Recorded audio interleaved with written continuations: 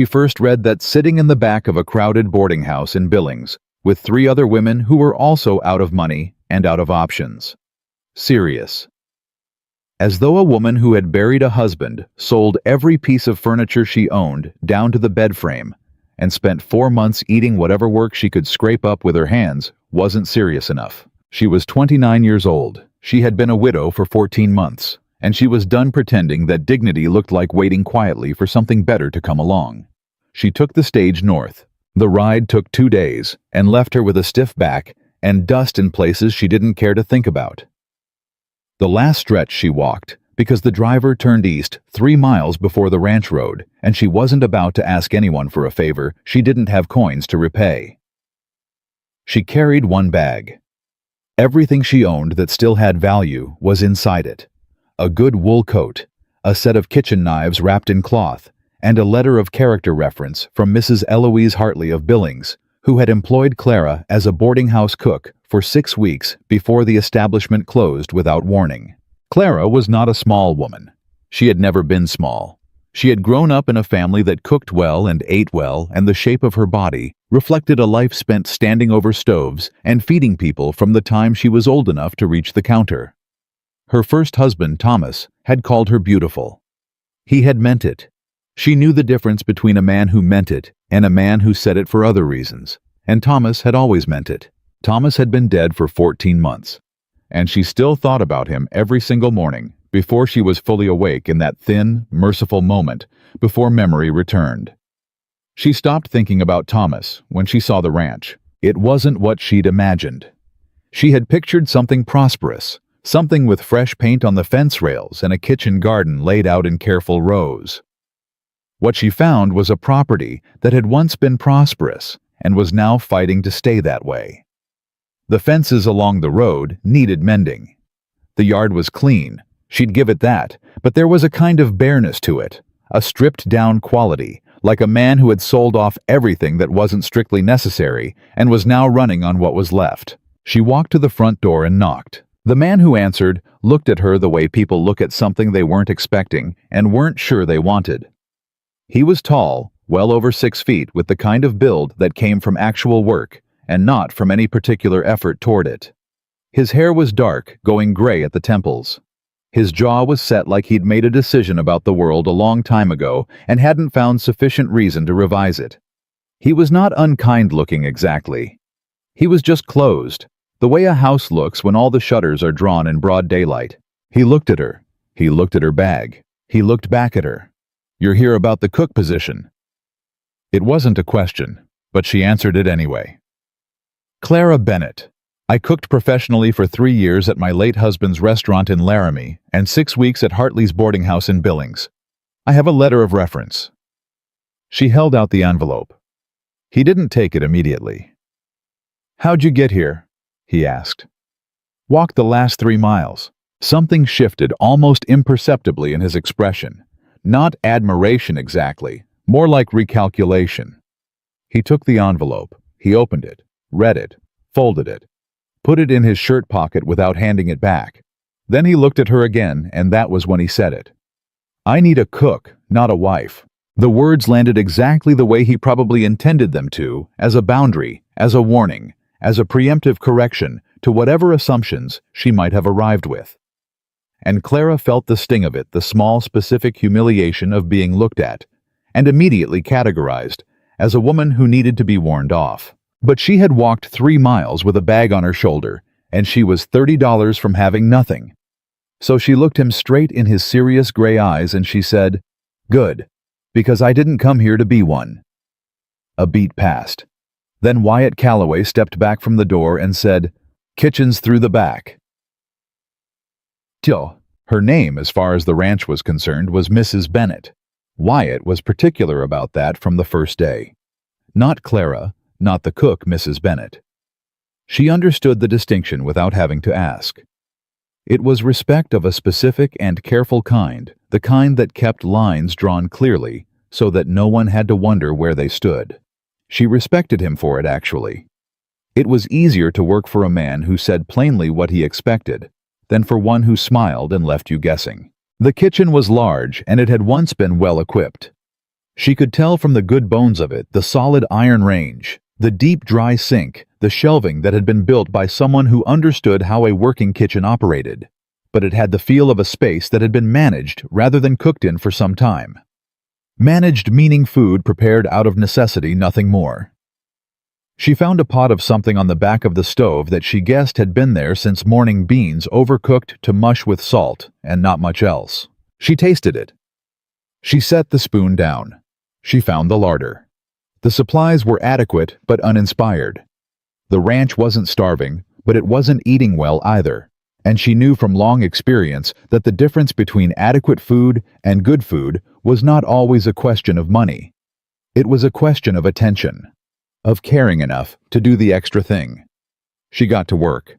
By the time supper was called, she had made a proper beef stew with herbs from a small bunch she'd found going dry near the window, a pan of cornbread and a pot of strong coffee.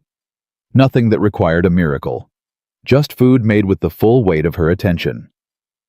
The ranch hands came in from outside, expecting the usual. The first man through the door stopped so completely that the man behind him walked into his back. "Lord Almighty," the first man said. He was young, maybe 22, with a sunburned neck and ears that stuck out slightly. Is that real cornbread?" "Sit down before it gets cold," Clara said. There were 6 of them, plus Wyatt, who came in last and took his place at the head of the table without ceremony. Clara served from the pot. She watched because she always watched. It was how she cooked, how she understood what people needed, and she saw the change happen in real time. Shoulders dropped. Conversation started. The young man with the sunburned ears ate 2 bowls and then looked genuinely surprised at himself. Wyatt ate without comment. But he finished everything on his plate, and when he pushed his chair back, he paused for just a fraction of a second in the doorway, like a man reconsidering something before he walked out. Clara began clearing the table. That was when the girl appeared. She was 12 years old, and she had her father's eyes, the same serious gray, the same quality of watching everything from just outside the circle of participation. She was not unfriendly. She was not friendly either. She stood at the edge of the kitchen doorway and regarded Clara with an expression of careful neutrality that Clara suspected had been assembled over a long time and with considerable effort. "You're the new cook," the girl said. "I am. You must be Emma. Pa told me not to bother you." "You're not bothering me." Clara kept moving, stacking the plates. "Are you hungry? There's stew left." Emma considered this. "I already ate." "Then sit down anyway. Keep me company while I clean up." Another pause. Then Emma sat. She sat the way children sit when they're trying not to look like they want to be somewhere with perfect posture, and her hands folded precisely in her lap, as though casual comfort was something she'd forgotten the procedure for. Clara worked and didn't push. She'd learned a long time ago that some people needed to come to conversation the way cats come to warmth, gradually on their own terms, without being called directly. After a few minutes, Emma said, "Mrs. Fowler didn't let me in the kitchen." "Who's Mrs. Fowler?" "The last cook. She said kitchens weren't for children." Clara set a clean cup on the table and poured milk into it and slid it toward the girl without comment. Emma looked at the cup. She looked at Clara. "Everybody leaves," Emma said. It wasn't an accusation. It was just a fact she was delivering, flat and plain, the way children sometimes tell you the truest things, because they haven't yet learned to dress them up. Clara sat down across from her. "I know what that's like," she said. "I've had a few people leave me too." Emma's eyes moved to Clara's hands. No wedding ring, but the small pale line where one had been for years. "Your husband?" the girl asked. "Yes." Emma absorbed this. "Mine was my mother," she said, 4 years ago. "I know," Clara said quietly. "I'm sorry, Emma."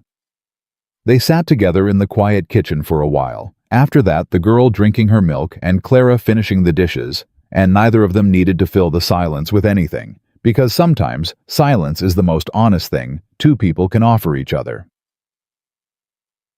The first full week was a reckoning. Clara learned the ranch the way she learned every kitchen she'd ever worked in, by paying attention to where the problems lived. And the Callaway Ranch had problems. Not disasters, not failures, but the specific accumulation of small surrenders that happened when a capable man was running everything alone, and had been for too long. The ranch hands were not bad workers. They were unmotivated, which was different. There was a young man named Pete, the one with the sunburned ears, who was clearly talented with horses, but had no particular investment in anything beyond his weekly wages. There was an older hand named Clem, who did his work steadily, but had a soreness in his right shoulder that he was trying to hide because he was afraid of being let go. There was a third man, Jed, who was smart and resentful about the fact that no one had noticed he was smart, which made him lazy in ways that looked like laziness but were really just protest. Clara noticed all of it. Over meals, over coffee breaks, over the small 10-minute conversations she made a point of having with each of them in the first week, conversations that felt like nothing in particular, but were in fact her gathering everything she needed to understand about the household she was now a part of. She didn't interfere, she just cooked. But she cooked specifically. For Clem, she started preparing food that was easier to eat with the right hand, carrying the work things that didn't require a lot of cutting. For Pete, she asked casual questions about the horses over breakfast, until he was coming in 15 minutes early, just to have someone to tell about what he'd noticed that morning. For Jed, she started saying things like, "You seem like someone who'd know what's the best way to handle this," and watching the resentment slowly leak out of him as he was given credit for being perceptive. She wasn't doing it strategically. She was just doing what she'd always done. She paid attention to people, and then she responded to what she found. It was the same principle as cooking. You work with what's actually in front of you, not with what you wish was there. By the end of the first week, the hands were staying at the dinner table 20 minutes longer than they had before she arrived. By the end of the second week, there were 3 extra men sitting at the table. Ranch hands from neighboring properties who'd heard something about the food at Callaway's and found reasons to be nearby at mealtimes. Wyatt noticed. He didn't say anything about it directly. But one morning she was in the kitchen before dawn, and she heard him stop outside the door. She knew his footstep by then, heavier on the left side, and pause there for a moment, and then move on. He was watching. She could feel it. Not in an uncomfortable way, in the way that careful people watch things they're trying to understand. The trouble started in the second week, and it came in the form of a man Clara had never met, but recognized instantly from the way every other person on the ranch reacted to his name. She was in the kitchen when she heard raised voices out in the yard. She didn't go to look, it wasn't her place, but she kept her hands busy and her ears open, and she heard enough. "Mercer's man again," Clem said when he came in for coffee afterward. His face was tight. "Third time this month." "What does he want?" Clara asked. Clem hesitated, not because he was hiding something, but because the weight of what he was carrying was just heavier than casual conversation. "The land," he finally said. "Or more exactly, what's under it. There's a spring, deep one. Come dry season, that spring is going to be the only source of water in the whole East Valley. Hank Mercer's been trying to get his hands on it for 2 years. And Mr. Callaway won't sell. Mr. Callaway wouldn't sell his own shadow to Hank Mercer if Mercer was offering cash and a handshake from God Almighty." Clem paused. "Pardon my language." "I've heard worse," Clara said. She poured the coffee. "Is it dangerous, Mercer?" Clem looked at her. He was a man who chose his words carefully, and the pause before he answered told her more than the words themselves.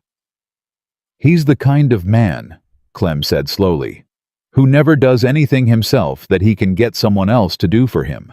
Clara thought about that for a long time after Clem left. That evening she was still thinking about it when Emma appeared in the kitchen doorway. The girl had a habit of materializing at the edge of things. Doorways, conversations, mealtimes, like she was always testing whether entry was permitted before committing to it. "Papa's not going to sell," Emma said, not as information, as a statement of something she needed to be true. "I know," Clara said. "Even if it gets bad, Clara looked at the girl. 12 years old, with her father's jaw and her father's eyes, and the kind of certainty in her face that only comes from being afraid of the alternative.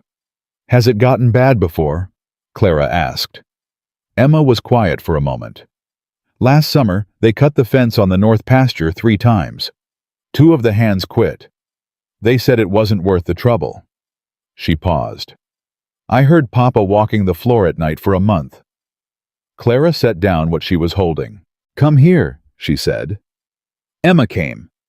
Clara sat down at the kitchen table, and Emma sat across from her, and Clara said, "I'm going to tell you something, and I want you to really hear it." Emma straightened. "Ready. Your father built this place. He knows this land better than any man alive. And from what I've seen in 2 weeks, he's the kind of man who doesn't quit when things get hard." Clara looked at the girl steadily. "That doesn't mean it won't get hard. It means that when it does, he won't be the one to break." Emma absorbed this. Her jaw tightened slightly, that Calloway jaw set against the world. "Are you going to stay?" the girl asked. "When it gets bad?" Clara held the girl's gaze. "I signed on for work," she said. "I don't walk away from work I've committed to. It wasn't a promise of love. It wasn't a declaration of loyalty.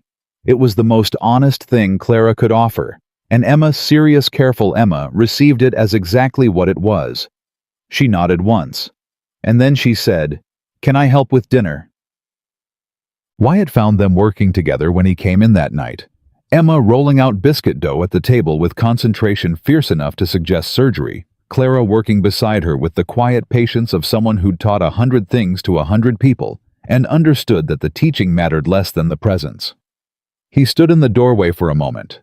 He didn't say anything, but Clara felt him there, that particular stillness of a man who has come across something unexpected and is trying to decide what to do with the feeling it creates. Later, when Emma had gone to bed, and Clara was finishing up the last of the kitchen work, she heard his step in the hall, and then he appeared in the doorway. "She hasn't done that in a long time," he said. Clara didn't have to ask what he meant. "She's got good hands for it," she said. "Patient, careful." Wyatt was quiet for a moment. He had the habit of thinking before he spoke that Clara was beginning to recognize as one of his better qualities. "She used to cook with her mother," he said finally. "After Eleanor died, she stopped. Wouldn't go near the kitchen." Clara kept her hands moving. She didn't want him to feel watched while he said this. "Then tonight, she just—" He stopped, started again. "She asked me if she could help the cook. She came on her own," Clara said. "I didn't push her." "I know you didn't." He was quiet again for a moment, and when he spoke, his voice had something different in it. Not softness exactly, because this was not a soft man, but something more like the grain of real wood under old paint. "Thank you, Mrs. Bennet." Clara looked up then. "She's a good girl," she said. "She just needs people to stop being careful around her and start being real with her." Wyatt's eyes met hers. There was something in that moment, not romantic, not dramatic, but real.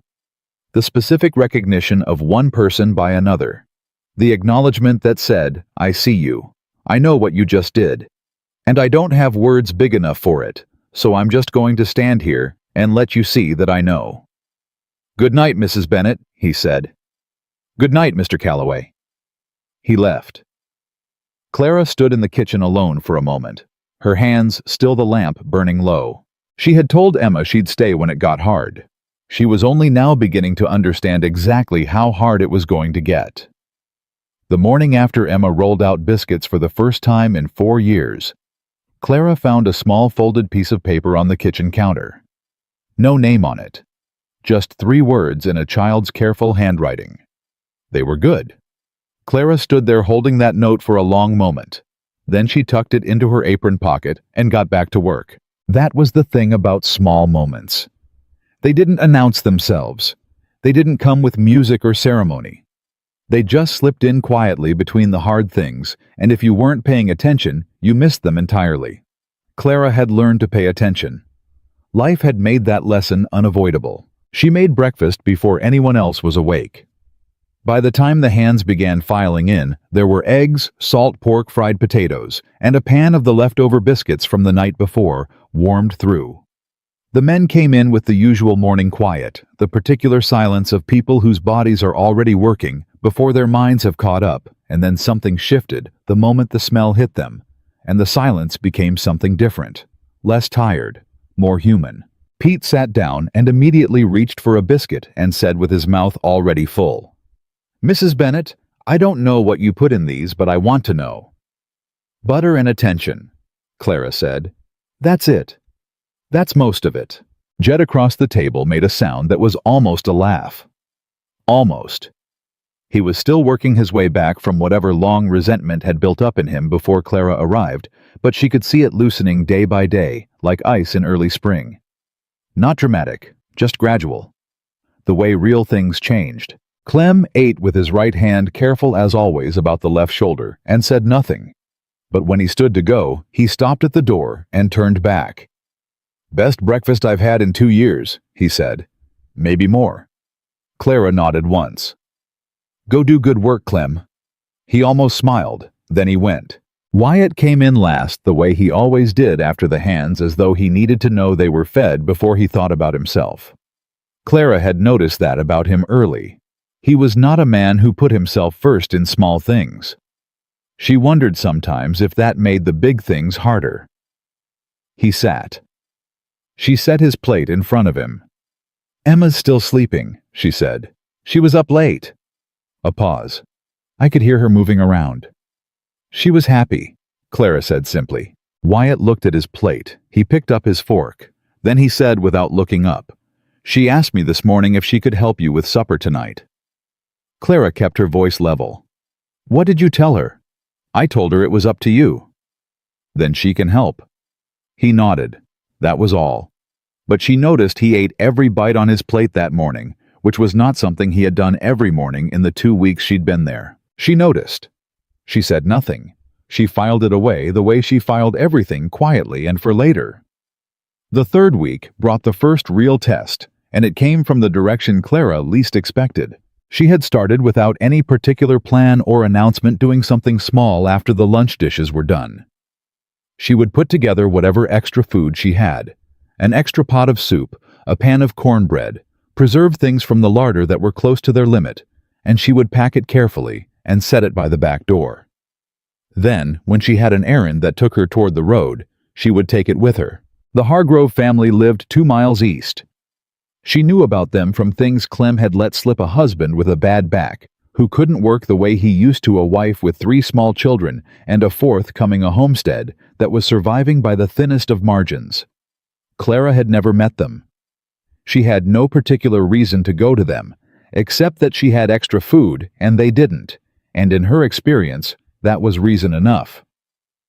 She knocked on their door on a Thursday afternoon. The woman who answered looked at her with the specific wariness of someone who had learned that kindness from strangers often came with a price tag. She was young, younger than Clara had expected, with the kind of exhaustion in her face that had nothing to do with the hour of the day. "I'm Clara Bennett," Clara said. "I cook for the Callaway Ranch. I had extra today and I didn't want it to go to waste. I thought maybe you could use it." The woman, her name was Ruth, Clara would learn, looked at the basket. Then back at Clara. Then she said very carefully, "We don't take charity."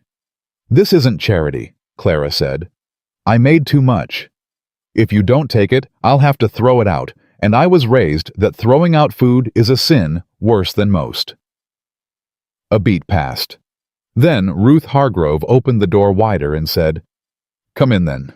Clara stayed for an hour. She met the children, 3 of them all under 7, all with the particular bright-eyed energy of children who didn't yet fully understand that things were hard. She met Ruth's husband Daniel, who shook her hand from a kitchen chair and apologized for not standing. She drank 1 cup of thin coffee and listened to more than she spoke, and when she left, she promised nothing, except that she'd try to come back when she had extra again. She did come back. The following Thursday and the Thursday after that. What she didn't expect was that the third time she arrived, Ruth Hargrove had a jar of preserved plums waiting on the table. From last summer, Ruth said with something in her face that was not quite pride, but lived right next door to it. I want you to take them back to the ranch. Clara took the plums. She used them for a Sunday dessert. When the hands asked what the occasion was, she said good neighbors. That was when Jed looked up from his plate and said, You went to the Hargroves. I did. Jed was quiet for a moment. Then he said, Daniel Hargrove pulled me out of a ditch in a snowstorm 3 years ago. Drove 3 miles in the dark to do it. I never went back once to see how he was doing. Clara said nothing. She let it sit. The next day, without saying anything to anyone, Jed rode to the Hargrove property after his morning work was done. He came back 2 hours later with manure on his boots and the specific quiet of a man who has set down something he'd been carrying. Clara watched it happen from across the yard. She didn't remark on it. She just kept working. But Wyatt saw it too. She could tell because that evening after supper, he stood in the kitchen doorway, in the way he'd developed a habit of doing, and said, You've been going to the Hargroves. I have. How long? 3 weeks. He was quiet for a moment. Why didn't you say something? It wasn't ranch business, Clara said. I did it on my own time with extra food that would have gone to waste.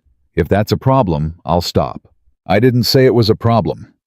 His voice was even measured, but something underneath it was working. I drove past their place last week. Someone had fixed the fence on their east side. That was Pete. Wyatt blinked.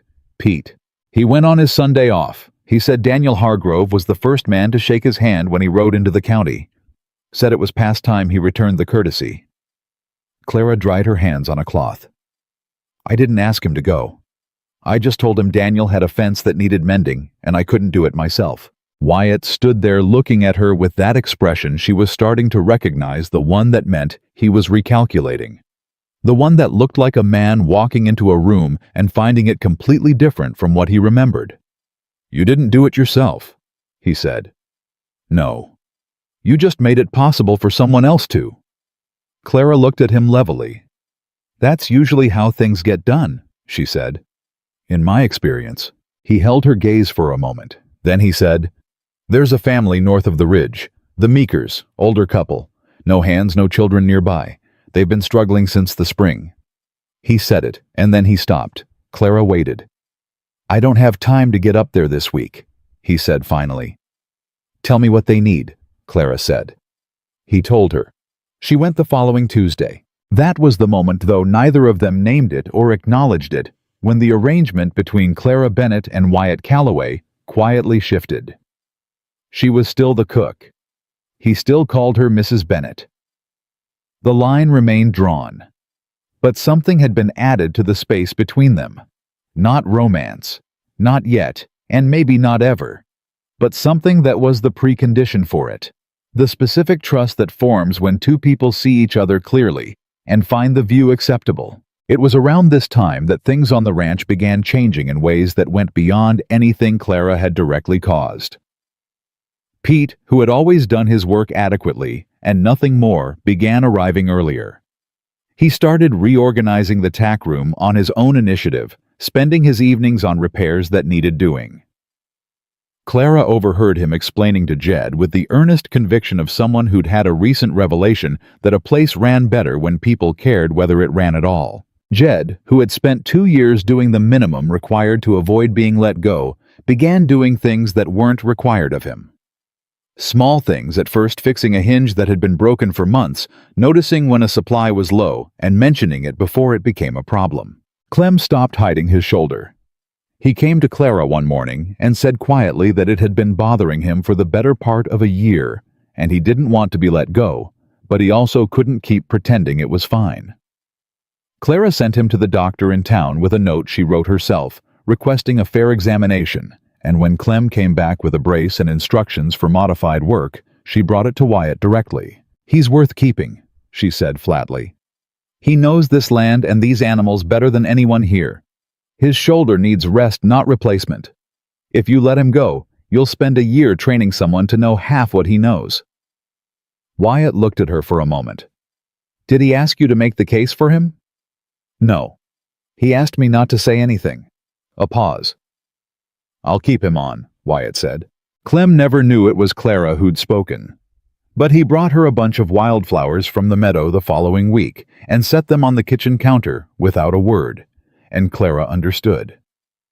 The twist came on a Thursday night, 3 weeks into this new rhythm, and it came in the form of a man Clara had never seen before. She was banking the kitchen fire for the night when she heard voices outside. Not raised, not aggressive, but with an undertone of something that made the hair on her arms stand. She moved to where she could hear without being seen, because she had learned long ago that the most important information always traveled in the moments when people thought no one was listening. The voice she didn't recognize was smooth, too smooth, the kind of smooth that's been practiced until it no longer sounds like practice. "Mr. Calloway, I represent Mr. Hank Mercer. My employer has authorized me to increase his previous offer by 40%. That is an extraordinary figure for a working ranch in the current market." Wyatt's voice came back flat and final as a door shutting. "The answer is the same as it's been every other time someone's come out here on Mercer's behalf. The ranch is not for sale. Mr. Mercer has asked me to point out that the current drought conditions. I know the drought conditions. I'm living them. Make it increasingly difficult for smaller operations to sustain. I'm going to ask you to leave my property," Wyatt said. "Tonight, now, and if Mercer wants to send another man next week, the answer will be the same." A pause. Then the smooth voice said something that made Clara go cold. "Mr. Mercer has also asked me to convey his concern for your daughter's well-being. A ranch in this kind of difficulty is no place for a child." The silence that followed was absolute. When Wyatt spoke again, his voice was so quiet that Clara had to hold her breath to hear it. "Get off my land," he said. "And tell Mercer that if he mentions my daughter's name again in any context, he will answer for it personally." She heard footsteps, one set, leaving one set, staying absolutely still.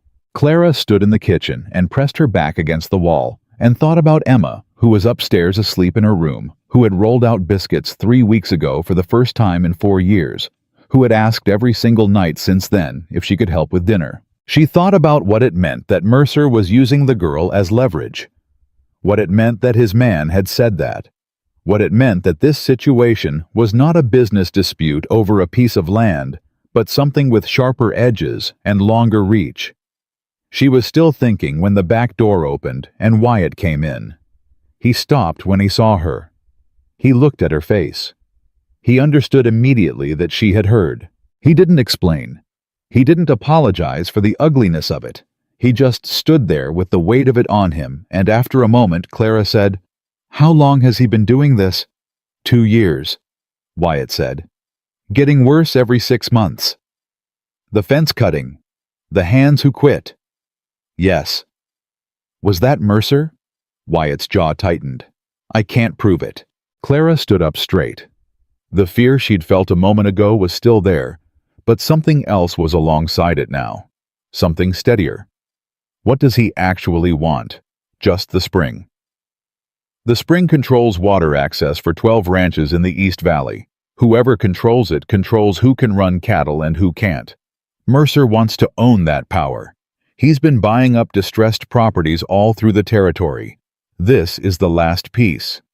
Clara absorbed this. "So it's not just you." "No. It's every family in the valley." "Yes." She looked at him for a long moment. A plan was already forming in the back of her mind, quiet and deliberate the way she approached every problem. Not confrontational, not dramatic, but thorough. "The Hargroves," she said. "The Meekers. How many other families are there connected to this valley, dependent on that water?" Wyatt frowned slightly. "Clara." It was the first time he'd used her given name. He seemed to realize it at the same moment she did. A pause. "Mrs. Bennett, this isn't your—" "How many families?" she said again. He looked at her. He looked at the expression on her face, which was not fear and was not recklessness, but was something deliberate and practical and entirely serious. 11, he said slowly. 12, including mine. Clara nodded once. "I know most of them by now," she said. or I will by the end of the month." "What are you going to do?" "Nothing yet," she said. "I'm going to cook. I'm going to listen. I'm going to learn everything there is to know about what this valley is and what it needs." She looked at him steadily. "And when the time comes to act, we'll be ready." Wyatt stood there for a moment in the lamplight, looking at this woman. This woman who had walked 3 miles with a bag on her shoulder and told him she hadn't come to be a wife, who had brought warmth back to a kitchen that had gone cold, who had given his daughter back something that grief had taken away, who was now standing in his kitchen in the late evening, calmly discussing how to outmaneuver a man who ran half the territory, and something happened behind his eyes that he wouldn't have been able to name if someone had asked. It wasn't admiration exactly, though it was that. It was something closer to recognition. The specific, rare, slightly frightening recognition of a person who understands the world the same way you do, but sees more of it than you thought was visible. "Mrs. Bennet," he said. "Mr. Calloway." "You should know." He stopped, started again. "You should know that this could get harder before it gets better." "I know," she said. "People have been hurt over this land." "I know that too." He looked at her one more time. Then he said quietly, and with more weight than the simple words would seem to carry, "Thank you for staying." Clara held his gaze. "I told Emma I don't walk away from work I've committed to," she said. She turned back to the stove. He stood there for another moment. Then he walked out.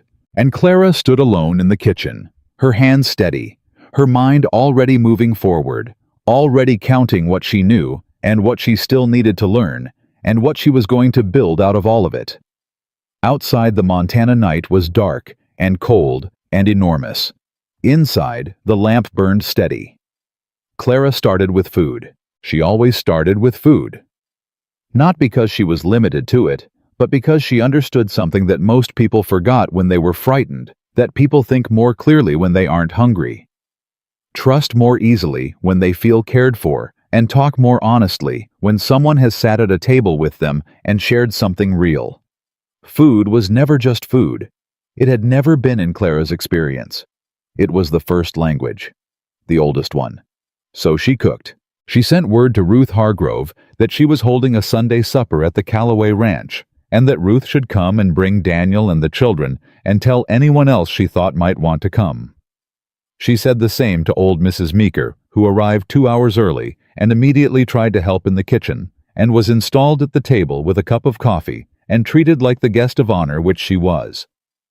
She said it to the Brennan family from the South Ridge, and to the Polks who ran sheep 3 miles east, and to a young couple named Aldred, who had moved up from Wyoming the previous spring and didn't yet know enough people. 7 families came that first Sunday. 19 adults, 14 children. Clara cooked for all of them. Wyatt stood at the edge of it all that afternoon and watched his yard fill with people it hadn't seen in years, and said nothing about it except when Clara passed him carrying a pot that was too heavy. He took it from her hands without being asked and carried it himself to the table. She didn't thank him. He didn't expect her to. They were past that particular formality. What Clara was watching while she cooked and served and moved between conversations was the specific geography of people's fear. She could read. It had always been able to read it the way people positioned themselves, the things they said, and the things they carefully didn't say, the moments when a man's voice went just slightly flat when a certain subject came up. She was reading it all afternoon.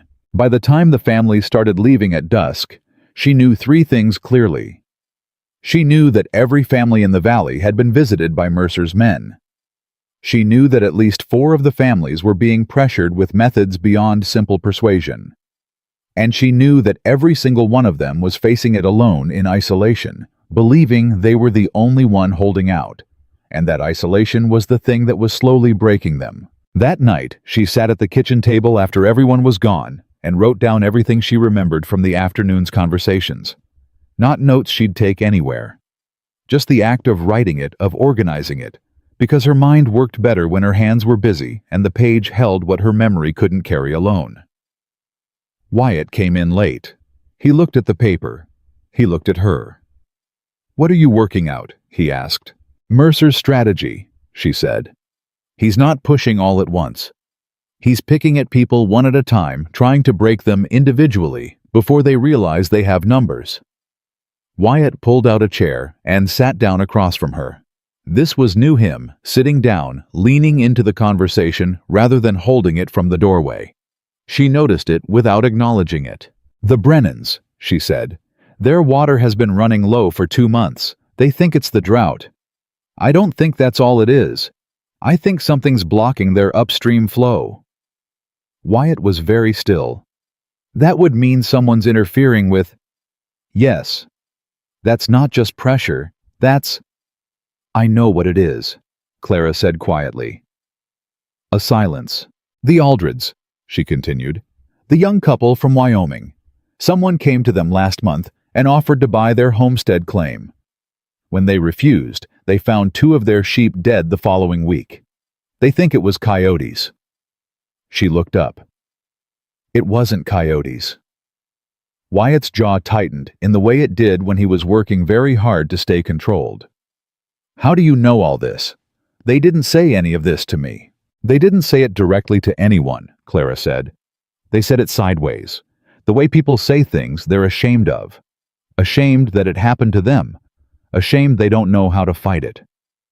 She paused. "People talk to cooks. We're safe. We're not threatening. We're just the person making the food, so people say things to us they wouldn't say to anyone else." Wyatt looked at her for a long moment. "You've been building this," he said. "Since the beginning. I've been paying attention," she said. "That's different." "Is it?" She met his eyes. "I'm not building something against anyone, Mr. Calloway. I'm trying to understand what's happening so that when it gets worse, and it will get worse, there are people here who know they're not alone." He was quiet for a moment. Then he said, "What do you need from me?" It was the right question. Not, "What are you going to do?" or "Don't get involved," or any of the things men said when they were nervous about a woman moving faster than they expected. Just, "What do you need?" Clara felt something ease slightly in her chest. "Time," she said. "And your trust." He gave her both without another word. The first serious blow came on a Monday morning, and it came fast. Clara was in the kitchen when she heard Pete shout from outside. Not alarm exactly, but the particular edge in a young man's voice when he's found something wrong that he doesn't know how to handle. She was out the back door before she'd made a conscious decision to move. The supply wagon had come back from town the night before and been stored in the barn. Now it was sitting in the yard, and the bags of flour and cornmeal she'd ordered were torn open. The contents ruined not by accident, not by animals. Cut, deliberately. With something sharp and intentional. 400 pounds of staple supplies. Gone. Pete was standing over it with his hands on his hips and fury on his face. "I locked that barn," he said. "I know I locked it. I checked it myself." Clara looked at the bags. She looked at the cut pattern. She looked at Pete. "I believe you," she said. "Who does this?" Pete demanded. "Who comes onto a man's property in the night, and who does this?" Clara put a hand briefly on his arm, just a moment, just enough. "Go get Mr. Calloway," she said. "Quietly. Don't make a scene in the yard." Wyatt came out and looked at it for a long time without speaking. Then he turned around and went back inside. Clara followed. He was standing in the kitchen with his back to her when she came in, both hands flat on the counter, and she could see the controlled quality of his breathing, the specific discipline of a man keeping himself from the edge of something. "Mercer," he said, "almost certainly." "That's $400 of supplies." "Yes." He turned around. His face was composed, but his eyes were doing something complicated. "This isn't going to stop," he said. "No." Clara agreed. "It isn't. Then I should—" "You should not do anything rash," Clara said with quiet precision. "That is exactly what he wants. He wants you to react. He wants you angry and isolated and making decisions you can't take back." She held his gaze. "Don't give him that." Wyatt stared at her. The muscles along his jaw were working. "Clara," he said her given name again without seeming to notice. "That was our winter supplies." "I know." She was already thinking. I'm going to the Hargroves today, and the Brennans. I'll have replacement supplies pooled before the week is out. You can't. I can, she said. Let me. He looked at her for a long time. This woman who kept calmly disassembling every argument he made for despair, who kept showing him without fanfare that the thing he thought was impossible had already been done. All right, he said quietly. She went. By Thursday, the combined generosity of 6 families had replaced everything that had been destroyed, and Clara had cooked dinner for each of them in return, and sat with each of them long enough to say simply and plainly what she was starting to believe. We have to do this together. Every one of us. Because the only way he wins is if we stay separate. Nobody argued with her, not a single person. That was when Clara understood that she hadn't just been feeding people for 2 months. She'd been building something. A web of connection, of obligation, of reciprocal care that now existed between 12 families who had each been slowly drowning alone. Mercer had been counting on their isolation. He had engineered it, the pressure, the fear, the sense of shame that kept people from admitting what was happening to them. He had separated them deliberately because united they were stronger than anything he could throw at them. He hadn't counted on a cook from Billings who noticed things. The big twist hit on a Friday night, and it hit from an angle nobody was watching. Clara was asleep when Emma knocked on her door. It was past midnight. She knew immediately from the quality of the knock, quick, sharp, trying to be controlled, that something was wrong. She opened the door. Emma was fully dressed, her face pale, her eyes doing that thing they did when she was trying not to show fear. "There's a fire," she said. "North pasture." Clara was moving before Emma finished the sentence. The fire had started in the dry grass along the fence line of the north pasture, where 80 head of cattle were grazing. It moved fast. August grass, and no rain for 3 weeks, made for conditions that didn't need much encouragement. The hands were already out there, Wyatt among them, working with blankets and shovels, and shouted instructions that carried back to the house in fragments. Clara made an immediate decision. She went back to the kitchen. She built the fire in the range up fast and hot, and she started cooking, not for the moment, but for the next 6 hours. Because she knew what men who were fighting a fire needed at 2 in the morning, and at 4 in the morning, and at 6, when they were done, and standing on their feet, on nothing but adrenaline and ash. She made coffee in every pot she had. She made food substantial fast hot, and she kept making it. Emma appeared in the doorway again. "Can I help?" "Wash your hands," Clara said.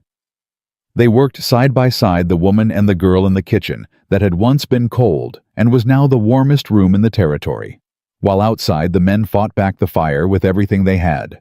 The cattle were saved. The fence was mostly destroyed. 2 acres of grazing land burned. One of the outbuildings was lost entirely, a storage shed that Pete had been using gone to the ground before anyone could get to it. When Wyatt came in just after 4 in the morning with ash on his face and exhaustion in every line of his body, Clara put a plate and a cup in front of him and said nothing. He sat. He ate. After a long time he said, "The storage shed was locked. Same lock as the barn." Clara looked at him. "Same person?" "Yes." The word sat between them like a stone. "He's escalating," Wyatt said. "Yes." He looked at his hands, rough, capable, familiar hands that she had watched work for 2 months and had come to recognize the way she recognized things she had no intention of naming. "Clem's shoulder gave out fighting the fire," he said. "He wouldn't stop. I had to physically make him step back. I'll look at it in the morning. Pete burned his hands, not bad, but I'll look at those too." Wyatt lifted his eyes to her face. The exhaustion was real, but underneath it something else was moving. Something that had been building for weeks and was now in this particular moment at 4 in the morning with ash on his face and her sitting across from him having cooked all night for people she'd known for 2 months, threatening to surface. "Why are you still here?" he asked, not accusatory, genuinely asking. Clara held his gaze. "Because this is where the work is," she said. "Clara?" He stopped. "Wyatt." She said his name back to him the first time, deliberate and calm. He looked at her for a long moment, and then he said very quietly, "I haven't called this place home in 4 years." She understood what he meant. Not the word, the weight behind it, what it cost him to say it. "It's starting to feel like one," she said simply. He nodded once. He didn't trust himself with more than that. In the morning, when the sun came up and the valley lay quiet and slightly damaged but not destroyed, Clara went out to the yard and found all 6 remaining hands already at work, repairing what could be repaired. Nobody had told them to start. Nobody had given instructions. They had just woken up and begun. She stood there watching them and felt something she hadn't let herself feel in a long time. Not happiness exactly. The situation was too serious for happiness. But something related to it. The particular warmth of looking at a thing and knowing that you helped make it possible. That without you, these people would still be moving through this hardship alone. She was still standing there when Ruth Hargrove arrived in a wagon. Then the Brennans behind her. Then old Mrs. Meeker with her husband moving slowly but moving. Then the Aldreds. One by one, every family she had cooked for, visited, listened to, sat with they came. Not because anyone had called them. Because word had traveled the way word traveled in small communities from neighbor to neighbor in the night, and they had come to do what neighbors did. By noon, the fence was half rebuilt. By late afternoon, the cleared land had been assessed, and plans were being made for replanting. Children ran between the working adults with water and food that multiple women had brought and laid out on tables in the yard. Wyatt stood beside Clara at one point, both of them watching the yard that had been quiet for years now, alive with people. "You did this," he said. "They did this," she said. "You brought them here." "I just fed people," Clara said. He turned and looked at her, really looked at her, the full weight of his attention, the kind of look a man gives when he has stopped pretending he doesn't see something. "No," he said quietly. "You didn't just feed people." Clara felt the weight of his look. She felt the truth in it. She didn't argue. What she felt standing there with the sound of her community around her was something she recognized from a long time ago. From before Thomas died. From before the restaurant failed and the money ran out and the long road north began. The feeling of being in the right place. The feeling of being needed in ways that were real and true and sufficient. She had come here looking for honest work. What she had found was far harder than that and far more important. And what frightened her, what kept her awake that night long after the yard was empty and the house was quiet, was not Mercer or the fire or the escalating threat or any of the very real dangers pressing in from outside. What frightened her was Wyatt's voice at 4 a.m. saying, "I haven't called this place home in 4 years," and the fact that when he said it, something in her chest had moved toward him the way a plant moves toward light. Without permission, without plan, without any regard whatsoever for what she'd told him the first day she arrived. She told herself it was nothing. For 3 days after the fire, Clara told herself that what she'd felt standing next to Wyatt in the yard, that particular pulling sensation, that warmth moving toward him without permission, was simply the product of exhaustion and proximity and high emotion. She had been awake most of the night cooking. She had watched people she cared about fight a fire that could have taken everything. She had been frightened, and fear did things to people's feelings, rearranged them, made things feel more significant than they were. She told herself this with the same practical discipline she applied to everything else. She almost believed it. What didn't help was Emma. Emma had changed in ways that were subtle enough that a person not paying attention would have missed them entirely. She sat straighter at meals. She laughed more, not the cautious testing kind of laughter that children produce when they're not sure it's allowed, but real laughter, unguarded, the kind that surprised even her when it came out. She had started asking Clara questions about cooking that went beyond the practical, not just how do you make this, but why does this work, and what happens if you change that questions with curiosity, underneath them the specific intellectual hunger of a child who has discovered that learning is pleasurable. And she had started quietly, and without announcement, doing small things for Clara that Clara hadn't asked for.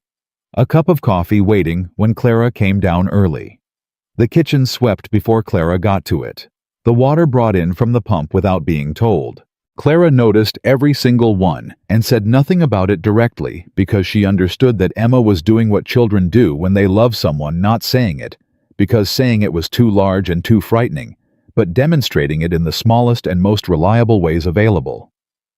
The problem was that Clara was starting to love her back, not like a mother.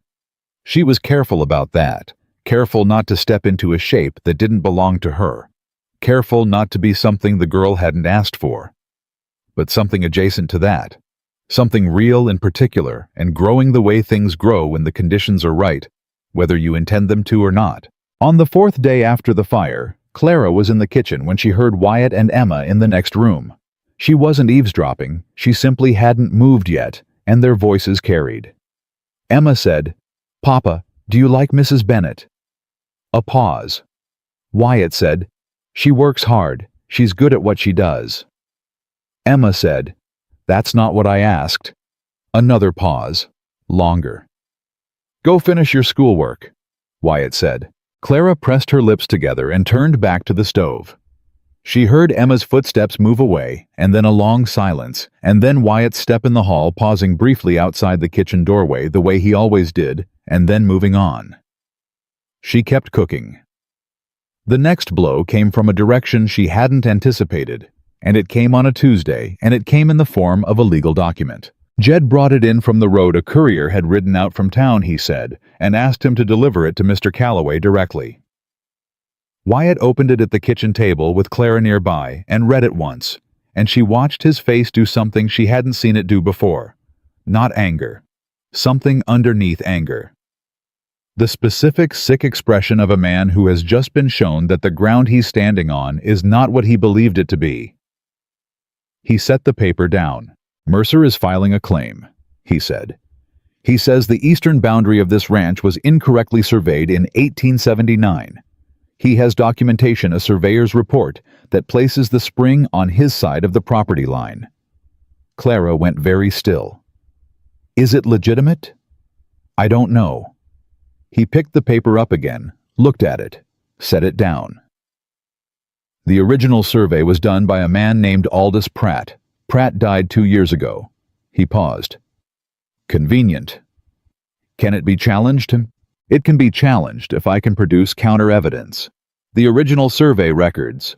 Witness testimony from people who were there in 1879. He rubbed his hand over his face, the first genuinely tired gesture she'd seen from him in weeks. "Clara, I was 14 years old in 1879. My father bought this land and put up the fences, and everyone in the county knew where the boundary was. But knowing and proving are two entirely different things." Clara sat down across from him. "How much time do we have?" "The county hearing is in 6 weeks. 6 weeks. She turned it over in her mind. 6 weeks to find documentation for a survey done 9 years ago by a man who is now dead, contesting a claim backed by one of the most powerful men in the territory. She looked at Wyatt's face, at the exhaustion in it, and underneath the exhaustion, something older. The weight of a man who had been fighting alone for a very long time. "There are people who were here in 1879, she said slowly. "Neighbors. Old-timers. People who remember where those fences were laid. Mercer's lawyers will argue that memory isn't documentation." "Maybe," Clara said, "but 11 families standing up in a county hearing and saying the same thing is harder to dismiss than one man's word." She paused. "And there may be documentation we haven't found yet. Your father, did he keep records?" Wyatt looked at her. "There are boxes in the back of the storage room. I haven't been through them since he died." "Then that's where we start." He didn't move immediately. He was still looking at her with that expression, the one that had been appearing more frequently, the one she kept trying not to read too carefully. "Why are you doing this?" he asked.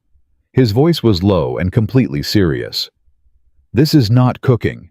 This is not what I hired you for. This is the ranch," Clara said. "And I told you I don't walk away from work I've committed to." "Clara?" He stopped. His jaw worked. "I can't pay you for this. I'm not asking you to." "Then why?" "Because it matters," she said simply. Because Emma matters. Because those 11 families matter. Because the right thing is occasionally its own sufficient reason. She held his gaze. Now, are you going to help me go through those boxes, or are you going to sit there arguing with me about why I'm doing it? A beat passed. Then, for the first time since she'd known him, Wyatt Calloway almost smiled. "The boxes are in the back," he said. They went through them together that evening, while Emma sat at the kitchen table doing her schoolwork, and occasionally coming to the doorway to observe and then retreating when she thought she was being noticed. The boxes contained the accumulated record of a man's life. Wyatt's father, Robert Calloway, who had come to Montana Territory in 1874 with a land grant and a particular stubbornness that his son had clearly inherited. There were letters, receipts, contracts with neighbors and suppliers, and at the bottom of the third box, wrapped in oilcloth that had kept it dry for 9 years, a bound ledger with Property Records Calloway Ranch written on the cover in careful handwriting. Clara found it. She opened it. She read the first 3 pages. Then she looked up at Wyatt. "Your father drew his own maps," she said. Wyatt leaned over. His shoulder was inches from hers. He read what she was reading, and she felt the moment it hit him, the slight intake of breath, the stillness. The ledger contained hand-drawn property maps, detailed and dated with the boundary lines marked in ink that had barely faded. The spring was clearly marked within the Calloway boundary, with a note in Robert Calloway's handwriting. Freshwater Spring, Eastern Meadow. Confirmed by County Assessor Henderson. October 1879. "Henderson," Wyatt said. "James Henderson. He was the county assessor." "Is he still alive?" "He'd be 70 maybe. He retired. Moved to his daughter's place outside of—" Wyatt stopped. "Outside of Clement Falls. That's 40 miles. "That's 2 days by wagon," Clara said. He turned and looked at her from a distance of about 8 inches. This close, she could see things she usually kept herself from looking at. Directly, the particular gray of his eyes, the lines at their corners that came from years of squinting into weather. The way his expression, unguarded, at this specific moment, was something entirely different from the closed and careful face he showed the world. "I'll go," he said. "We should send word first," Clara said. "Make sure he's there and willing to speak." She paused. "I know someone who can get a letter to Clement Falls by Friday. Ruth Hargrove's brother drives the mail route." Wyatt looked at her for another moment. "You know everything," he said. Not with frustration, with something that sounded almost like wonder. "I know the people," she said. "That's not the same as everything." The letter went Friday. The response came the following Wednesday, and it was better than they had hoped. James Henderson was alive, was in good health, remembered the Calloway survey clearly, and said in his reply, which was written in the steady hand of a man who had spent 30 years keeping official records, that he would be glad to provide testimony, and that he still had his own copy of the original assessment in his files. When Clara read it aloud at the kitchen table, Pete let out a sound that was halfway between a laugh and a shout. Jed closed his eyes briefly. Clem set down his coffee cup with a click that was more emphatic than necessary. Wyatt read it himself twice, then looked up. He looked at Clara. She looked back at him. "That's one piece," she said, keeping her voice level, keeping herself from the feeling that was trying to rise in her chest. "We need more." They got more. Over the following 2 weeks, Clara did something that she had been building toward since the first Sunday supper, since the first conversation with Ruth. Since the first evening, she'd understood that isolation was Mercer's primary weapon. She called the families together again, not for supper this time, but for a meeting.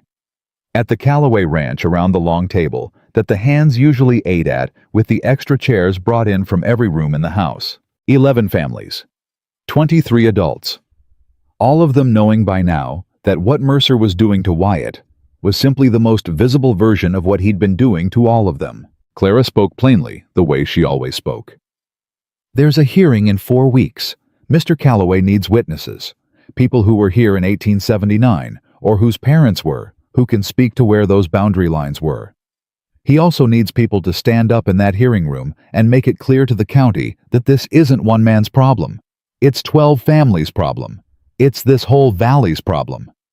She stopped. She waited. Daniel Hargrove spoke first. He spoke slowly from his chair because his back still wouldn't let him stand for long. "My father built his first fence using the Callaway line as his reference point," he said. "I grew up knowing exactly where that line was. I'll say so in front of any judge in Montana."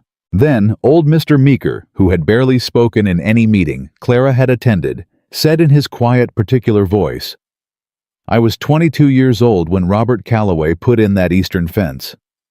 I helped him dig the post holes. I know where that spring is, and I know whose land it's on, and I'll say so until I don't have breath left to say it." One by one around the table people spoke. Clara sat quietly through it and felt the thing she had been building for 3 months finally become what it was always going to be. Not her project, not her plan, but theirs. This community's. These people who had been afraid and isolated and were now something else entirely. She looked at Wyatt across the table. He was looking at her already. She looked away first. That night, after everyone had gone, Emma helped Clara wash the cups and plates from the meeting, and somewhere in the quiet domestic rhythm of the work, Emma said without looking up from what her hands were doing, "Mama used to do things like this." Clara kept her hands moving. "Like what?" "Bring people together. She was the one who, she always knew what to do when things were hard." Emma paused. Her voice was careful in the way voices are careful when they're carrying something fragile. "Papa got quieter after she died. Like he was afraid to, like he thought if he cared about things too much he'd lose them." Clara was very still inside, even though her hands kept moving. "He cares," she said gently. "He's always cared. He just forgot for a while how to show it." Emma looked up. Her serious gray eyes, her father's eyes, were doing something complicated. "Do you think he's remembering?" she asked. Clara looked at this girl. This 12-year-old girl who had grown up in a house where grief had made everything quiet and careful. Who had stopped going into the kitchen for 4 years because the kitchen was where her mother had been, who now came in every morning before anyone else was awake to leave a cup of coffee for a woman she'd known for 3 months. "I think he's trying," Clara said. "That's enough for now." Emma nodded slowly. Then she said very quietly, "I'm glad you came." Clara set down what she was holding. She looked at Emma steadily. "Me too," she said. The hardest moment came 4 days before the hearing, and it came from Wyatt. He found her in the kitchen late in the evening, and she knew from the quality of his footstep, heavier than usual, slower, that something was different. He sat down at the table. He sat there for a moment without speaking. Then he said, "I need to tell you something." Clara sat across from him. He was quiet for a moment, the kind of quiet that costs something. Then he said, "Eleanor didn't die of an illness." Clara waited. She wasn't well in ways that didn't show on the outside. She was lonely. I was always working. I told myself it was for the ranch, for our future, for Emma, all the things men tell themselves when they don't want to admit that they've been absent from their own lives. He stopped. His hands on the table were still. "She told me the spring before she died that she felt like a stranger in her own house. I told her things would get better when the season turned." He paused. "She died in August. The season had turned. Nothing was better." Clara said nothing. She let him say what he needed to say. "She died believing I cared more about this land than I did about her," he said. "And the honest, terrible truth is that I gave her good reason to believe it. I was here. I was always here. But I was absent in every way that mattered." His voice was controlled, but something underneath it was raw. Emma knew. Children always know. That's why she didn't talk for months after. That's why the kitchen went cold. He stopped again. "I told myself I didn't want anyone here because I only needed a cook, because the ranch needed practical help, because I'd gotten along without—" He stopped. His jaw tightened. "Because if I didn't let anyone in, I couldn't fail anyone again." The room was very quiet. Clara looked at him, at this man who had carried this for 4 years in silence, who had made his grief into a fortress and called it practicality. who had said, "I need a cook, not a wife," on the day she arrived, and meant it as a warning to himself as much as to her. She said carefully, "You didn't cause Eleanor's death, Wyatt." "I didn't prevent it either. That is not the same as causing it." Her voice was gentle, but she didn't soften the truth of it. "What you did was the same thing most people do when they love something. You worked hard for it, and you assumed the working was enough. You were wrong about that. But being wrong about something, even something that cost you everything, is not the same as being beyond forgiveness." He looked at her. "Who forgives me?" he asked. It wasn't rhetorical. He was genuinely asking. "Emma," Clara said. "She already has. She just needs you to let her." She paused. "And you forgive yourself. That's harder, but it's the only part that matters." Wyatt's eyes were very bright in the lamplight. "I haven't talked about this," he said. "Not to anyone." "I know. Why did I just—" He stopped. Clara looked at him for a long moment. "Because you've been ready to," she said. "For a while now." She paused. "And because you trust me." He didn't answer that directly. But he held her gaze for a moment that was longer than practical, and in it was everything he hadn't said, and might not have words for yet. Then he said quietly, "The hearing is in 4 days." "I know," she said. "Whatever happens." He stopped. "Whatever happens," Clara said firmly, "you are not facing it alone." He nodded once. He stood. He paused at the doorway. "Clara," he said. She looked up. He looked at her one long steady look, the full weight of a man who had spent years not allowing himself to see something, and was now finally seeing it clearly. "Thank you," he said, "for all of it." He left. Clara sat at the kitchen table for a long time after the lamp burning low, the house quiet around her. She thought about Eleanor Calloway, who had died feeling like a stranger in her own home. She thought about Thomas, who had loved her completely, and left anyway because that was what death did regardless of love. She thought about the hearing in 4 days. She thought about 11 families who were going to walk into a county courthouse and stand up for something bigger than any one of them alone. She thought about a man who had said, "I need a cook, not a wife," and had slowly, without intending to, without permission, without any plan at all, come to need something entirely different. And she sat with the full, terrifying weight of the fact that she needed it too.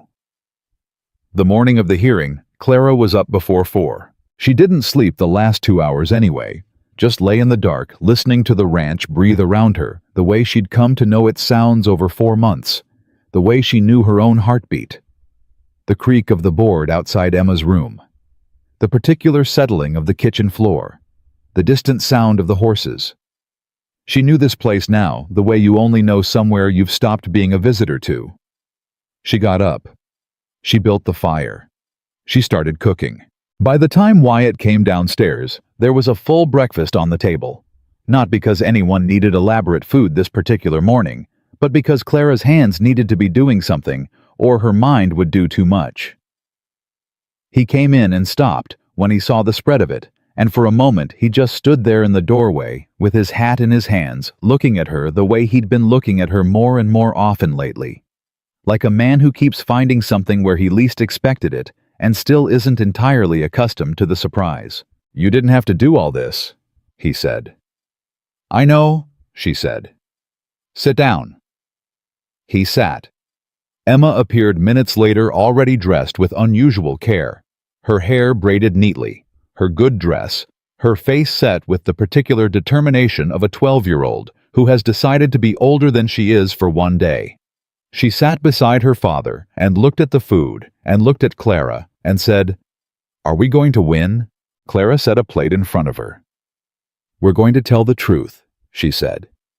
"In my experience, that's the strongest thing you can bring into any room." Emma absorbed this. Then she picked up her fork and said, "That's not an answer." "It's the only honest one," Clara said. Wyatt across the table caught Clara's eye for just a moment. Something passed between them.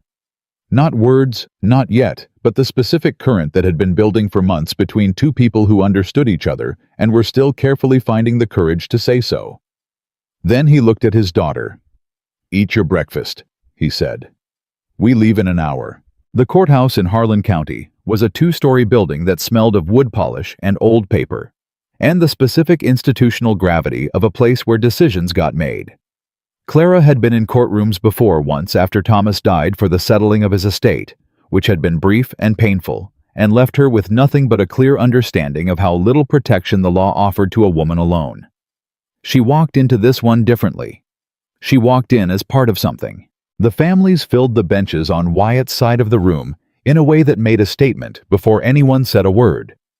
The Hargroves Daniel, moving slowly but moving. The Meekers, both of them old Mr. Meeker, with his hat held carefully in both hands. The Brennans, the Polks, the Aldreds, and 7 other families whose names Clara now knew and whose kitchens she had sat in and whose children she had fed. 23 adults arranged themselves behind Wyatt Calloway, and the sight of it, the sheer solid weight of it, made Mercer's lawyer pause when he entered and look at the room and then look again. Hank Mercer himself sat at the opposing table. Clara had never seen him before. He was not what she'd imagined. She had constructed something monstrous in her mind, some obvious villain, and what she found instead was a man in his 50s, with a prosperous belly, and the face of someone who had spent so long believing he was reasonable that he had confused reasonableness with being right. He looked at the room full of people on Wyatt's side, and his expression flickered. Not fear exactly, but the specific recalibration of a man who has walked into a situation he thought he controlled and found something he hadn't accounted for. He found Clara. He didn't know who she was, but he looked at her the way men like him always eventually looked at women who were behind something they couldn't immediately explain, with a dismissive curiosity that was its own kind of mistake. Clara looked back at him steadily. She didn't look away first. The county judge was a man named Foster. Gray-haired and deliberate, with the patience of someone who had presided over enough disputes to know that the loudest party in the room was rarely the one with the strongest case. He called the hearing to order, and the room went quiet. Mercer's lawyer presented first. He was good. Clara gave him that. He had documents. He had the forged surveyor's report. He had a carefully assembled argument about the property boundary that sounded, if you didn't know what you were listening for, entirely plausible. He spoke for 40 minutes. He used words like historical record and documented evidence and good faith dispute, and the room listened with the particular careful attention of people who understood that the outcome of this hearing would determine whether they had water come dry season. Wyatt's lawyer, a younger man from Billings, who Clara had helped identify through Ruth Hargrove's network of contacts, presented the counter case. He began with Robert Calloway's ledger. He laid it open on the table and read the relevant entries aloud, including the note about the county assessor's confirmation in October of 1879. He presented the letter from James Henderson, who had been unable to make the trip from Clement Falls due to health, but had provided a signed and notarized affidavit confirming the original survey and attesting to the location of the boundary line. Mercer's lawyer objected to the affidavit. The judge overruled him. Then the witnesses began. Old Mr. Meeker went first. He walked to the front of the room, slowly stood without assistance, and spoke in his quiet, specific voice about the autumn of 1879. And the fence posts he had helped Robert Calloway set into the frozen ground with his own hands. He gave distances. He gave landmarks. He spoke about the spring as though he could see it from where he stood, which, in some sense, Clara suspected he could, the way very old people carry the landscapes of their younger years inside them with perfect clarity. Mercer's lawyer cross-examined him for 10 minutes, trying to find inconsistencies in his memory, and found none. Mr. Meeker answered every question with the patient precision of a man who knew exactly what he remembered and why. Daniel Hargrove spoke next, then 2 other men who had been in the valley since before the survey. Each of them told the same story from different angles in different words, with the specific credibility of people who have nothing to gain from their testimony accept the truth of it. Clara sat in the gallery through all of it, with her hands folded in her lap, and Emma pressed close against her side, the girl's shoulder warm against hers, both of them very still. Then Mercer's lawyer did something that Clara had been half expecting and fully dreading. He stood up and said, "Your Honor, we would like to call a witness, a woman who has been residing at the Callaway Ranch for the past 4 months and who may be able to provide relevant testimony regarding the nature of the arrangements at that property." The room shifted. Clara felt it, the collective intake of attention. Wyatt turned in his seat and looked at her. His face was controlled, but his eyes were doing something urgent. Judge Foster said, "Does this witness have relevant testimony regarding the property dispute?" Mercer's lawyer smiled the particular smile of a man deploying something unpleasant. "She may be able to speak to certain arrangements between the parties that would help the court understand the full context of Mr. Callaway's position." Clara understood immediately. This was not about testimony. This was about her. About who she was and what she was doing at the ranch, and what implication could be drawn from a widow living on a widower's property.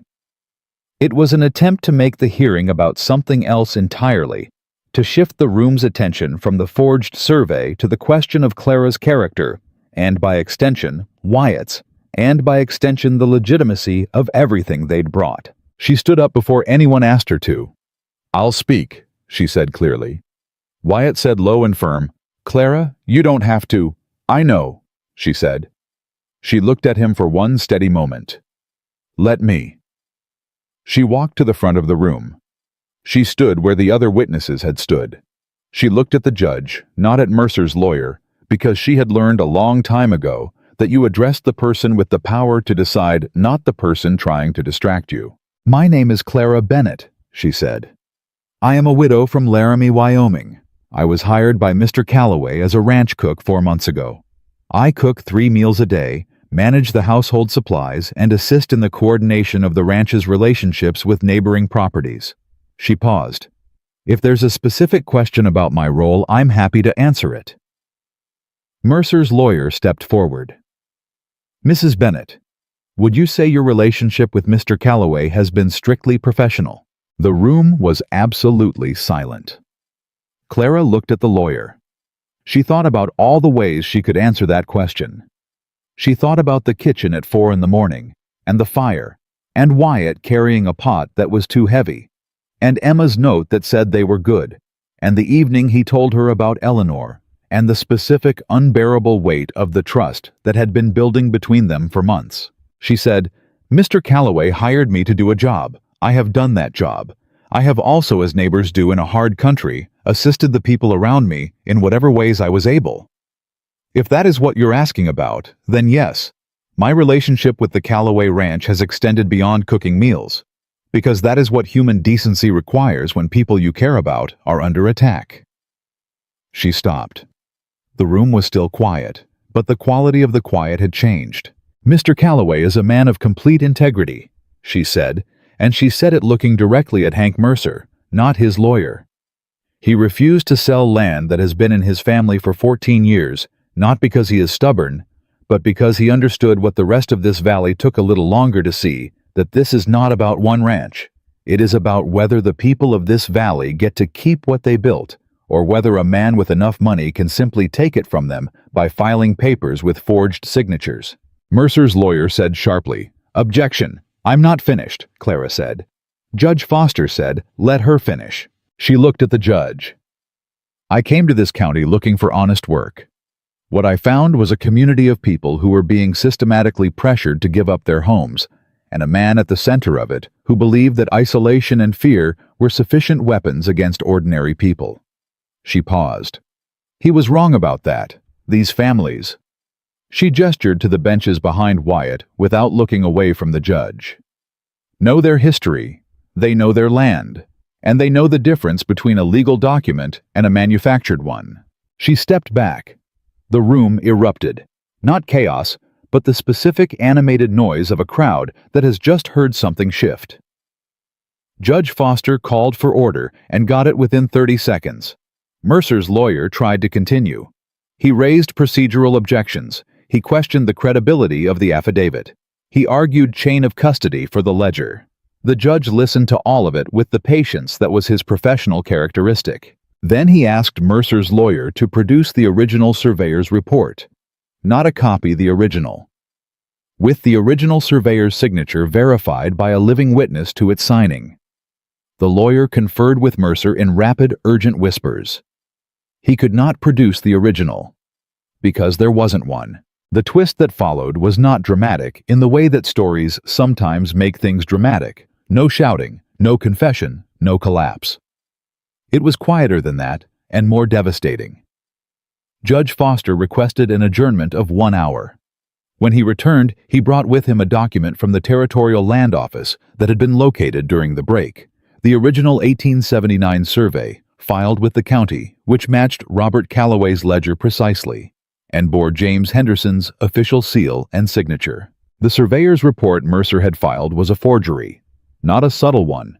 It turned out the territorial record had a different set of measurements entirely, and the discrepancy was not explainable by anything except deliberate alteration. Judge Foster looked at Hank Mercer for a long moment. Then he ruled. The Calloway property boundary was confirmed as established in the 1879 survey. Mercer's claim was dismissed. The judge further ordered that the forged document be referred to the Territorial Prosecutor's Office for investigation into fraud. Mercer sat very still at his table for a moment.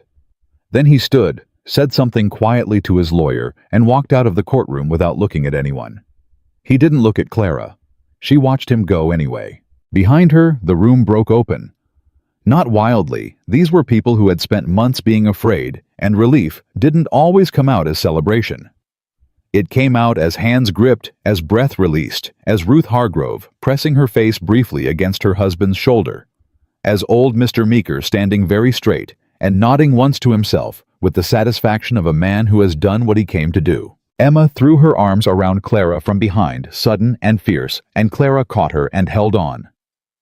Wyatt was standing a few feet away. He was looking at Clara. He had been looking at her, she realized, since the moment she stood up and walked to the front of that room. She released Emma gently. She crossed the few feet to where Wyatt stood. He said nothing for a moment. His jaw was working in the way it did when the thing he needed to say was larger than the words available. Then he said, "You didn't have to do that." "I know. You didn't have to say any of that." "I know, Wyatt." "Clara." He stopped. He started again. "In front of all those people you said what was true," she said. "That's all I did." He looked at her. The courtroom was alive around them with the movement and noise of 23 people who had just been given back their futures, and he looked at her as though they were the only two people in the room. "Come home," he said. It was 2 words.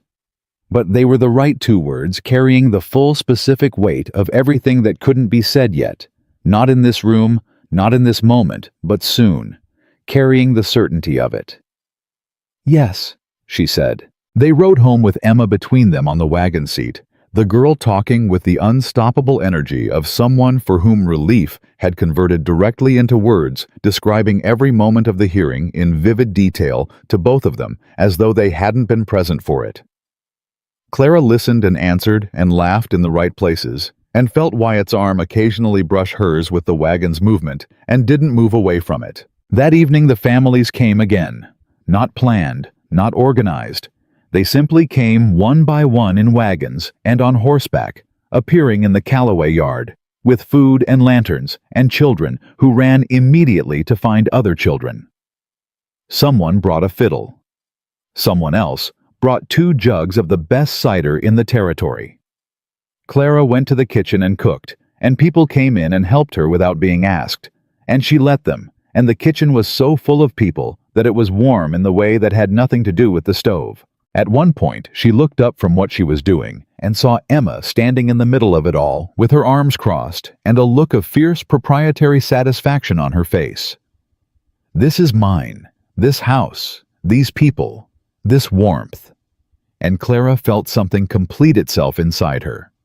Something that had been slowly assembling for 4 months. Later, when the celebration had wound down and the last families had headed home with lanterns swinging, Emma fell asleep on the parlor sofa, and Wyatt carried her to bed with the practiced ease of a father who has done it 1,000 times.